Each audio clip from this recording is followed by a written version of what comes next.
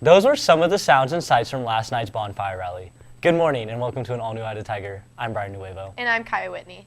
Student government will hold the Pink Out rally today. Everyone will follow the second lunch schedule. The rally will take place during the one lunch. The rally is optional and will take place at the amphitheater. This Tuesday, a team of restaurant professionals visited RHS in order to help students secure their first jobs. Director of Operations at H&H Companies, Mickey Stevens, believes the food and service industry requires a friendliness that comes with confidence.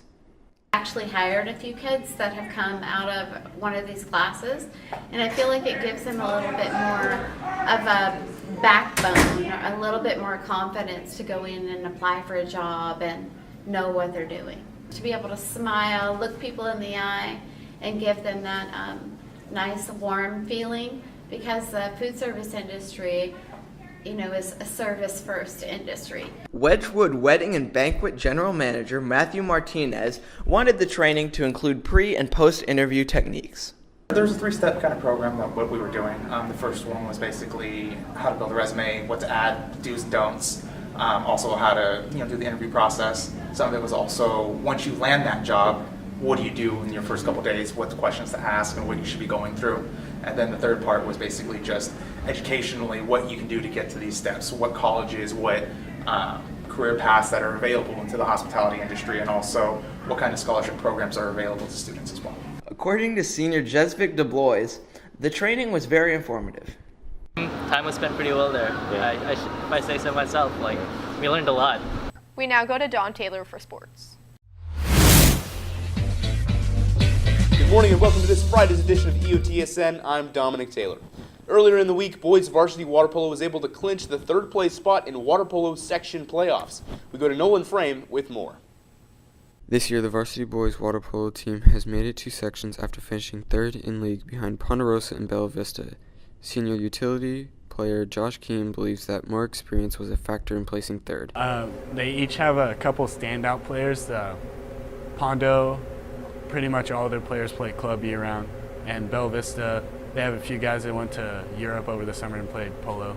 According to Keaton, the team played well, but the goalies are what helped carry the team to sections.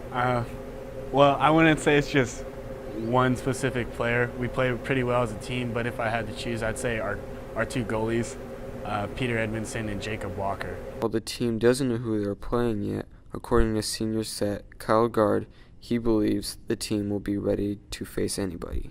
I think so.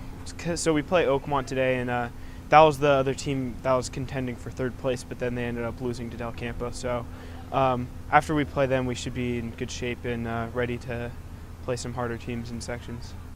Varsity water polo would go on to beat heated rival Oakmont last night in a close thriller at 9-8, putting their final regular season record at 21-13.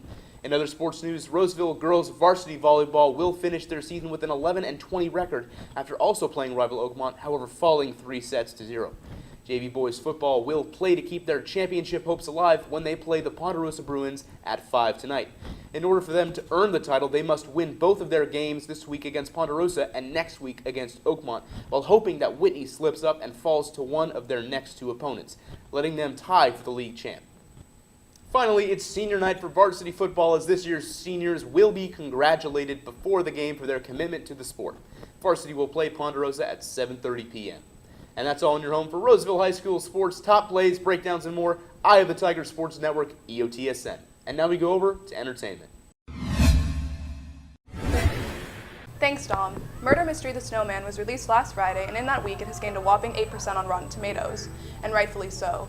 The whole movie seems like a parody skit of the murder mystery genre itself. It felt like I was watching a 2-hour-long Saturday Night Live skit. Michael Fassbender's character is your cliché, run-of-the-mill, depressed alcoholic detective. Beyond just the product nature of the snowman, even the scenery makes it seem all the more hopeless.